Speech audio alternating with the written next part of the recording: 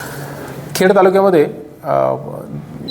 दिनांक 5 जुलै ते 8 जुलै या कालावधीमध्ये झालेल्या अतिवृष्टीमुळे मोठ्या प्रमाणावर जे नुकसान झालेलं आहे आणि त्याबाबत प्रशासनाने आम्ही सर्वांनी म्हणजे सर्व विभागांनी एकत्रित बैठक घेऊन त्या संदर्भात आम्ही जे रिस्पॉन्स दिलेला आहे आपत्तीच्या काळामध्ये, तर त्याबाबत आपणा सर्वांना याद्वारे मी अवगत करीत आहे।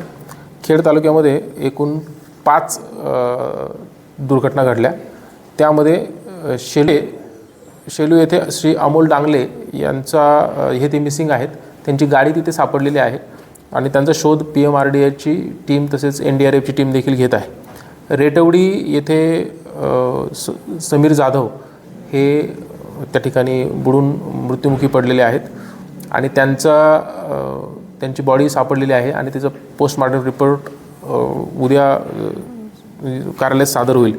उद्या पोस्टमॉर्टम रिपोर्ट आल्यानंतर उद्याच्या उद्या आम्ही त्यांच्या अकाउंटवर, त्यांच्या वारसांच्या अकाउंटवर जी आपत्तीची मदत आहे ती देण्यासाठी पुढची सर्व कार्यवाही केलेली आहे। भिंत पडून 2 व्यक्ती मयत झाल्या। पासवान म्हणजे कुटुंब आहे, पासवान कुटुंबातील 2 व्यक्ती मयत झालेल्या आहेत। त्यांचा देखील पोस्टमॉर्टम रिपोर्ट उद्या प्राप्त होईल आणि त्या संदर्भात आपत्तीच्या अनुषंगाने कारवाई करण्यात येणार आहे। त्याचबरोबर घरात पाणी घुसून खेड तालुक्यामध्ये ज्या ठिकाणी नुकसान झालेलं आहे तर आम्ही त्या 2 प्रकारच्या टीम्स केलेल्या आहेत। त्यामध्ये नगरपालिकेसाठी मुख्याधिकारी यांच्या नियंत्रणाखाली मंडळाधिकारी तसेच तलाठी आणि कर निर्धारण अधिकारी अशा व्यक्तींची नेमणूक त्या ठिकाणी करण्यात आलेली आहे। त्या तिन्ही नगरपालिकांमध्ये ज्या ठिकाणी घरामध्ये पाणी घुसून नुकसान झालं त्याचा पंचनामा आणि त्याचा अहवाल हा तेथील मुख्याधिकारी यांच्या सहीने या कार्यालयात सादर केल्यानंतर पुढील कार्यवाही त्यामध्ये करण्यात येणार आहे। त्याचबरोबर ग्रामीण भागामध्ये जे नुकसान झालेलं आहे त्यामध्ये घरात पाणी घुसून जे नुकसान झालं त्या ठिकाणी BDO आपलं ग्रामसेवक आणि आमचे महसूल अधिकारी हे एकत्रित रीतीने पंचनामा करून त्याचा रिपोर्ट आपल्याला देणार आहेत। या ठिकाणी 3 रूट हे STचे बंद झालेले आहेत रस्ता खराब झाल्यामुळे आणि पूल खचल्यामुळे। तर ते जे 3 रूट आहेत ते सुरू करण्यासाठी वेताळे या ठिकाणचा रस्ता तात्काळ दुरुस्त करण्याचं नियोजन आहे। 13/7 पर्यंत वेताळे येथील रस्ता दुरुस्त केला जाईल आणि ते जे 3 रूट आहेत ते तिन्ही रूट सुरू करण्यात येतील। यामध्ये येनिवे, राजगुरुनगर येनिवे, नंतर साबुर्डी निर्मळवाडी आणि राजगुरुनगर पाईट हे तिन्ही रूट त्या ठिकाणी सुरू करण्यात येणार आहेत। खेड तालुक्यामध्ये एकूण MSEBीचे म्हणजे वितरण महावितरणचे देखील मोठ्या प्रमाणात नुकसान झालं। त्यामध्ये ST पोल जे कोलॅप्स झाले ते 32 ST पोल कोलॅप्स झाले। त्यानंतर हाय टेन्शन केबल तुटण्याच्या घटना या 24 घडल्या। लो टेन्शन पोल हे 97 लो टेन्शन पोल पडले। त्याचबरोबर लो टेन्शन पोल केबल तुटण्याच्या घटना या 105 घडलेल्या आहेत। तसेच ट्रान्सफॉर्मर देखील 7 ट्रान्सफॉर्मरला नुकसान झालेलं आहे। असं एकूण एवढ्या नुकसानीमुळे एकूण 2377 कुटुंबांची लाईट ही डिस्कनेक्ट झाली होती।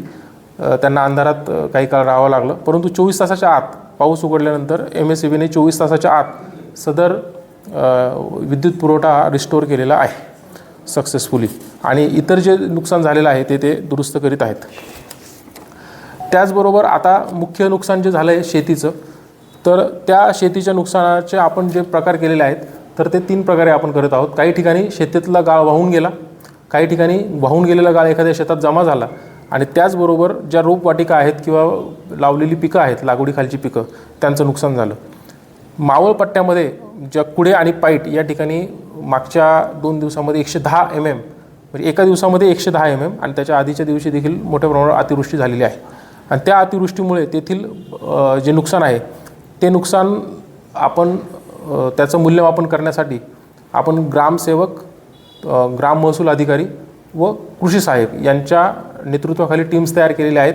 त्या टीम्स या उद्यापासून कार्यान्वित होतील, म्हणजे शुक्रवार दिनांक 10 जुलैपासून त्या टीम्स कार्यान्वित होतील आणि त्यांना सूचना दिलेल्या आहेत। तसा आदेशही आम्ही काढलेला आहे की शनिवार आणि रविवार या सुट्टीचे दिवस असले तरी देखील त्या टीम्स कार्यरत राहतील आणि शक्यतो सोमवार संध्याकाळपर्यंत आपल्याला ॲक्च्युअल जो नुकसानीचा पंचनामे आहेत ते नुकसानीचे पंचनामे आपल्याला मिळतील। त्याचबरोबर ज्या ठिकाणी ताल तुटले किंवा माती खरडून गेली तर तिथे मृदा व जलसंधारण विभागाला आम्ही त्यामध्ये पत्र देणार आहोत आणि त्यांच्याकडून त्यांची जी तरतूद असते की शेतकऱ्याला त्याचे मृदेचं संवर्धन करण्यासाठी मदत करणे, तर ते जे काम आहे ते त्यांच्याकडून ते होणार आहे.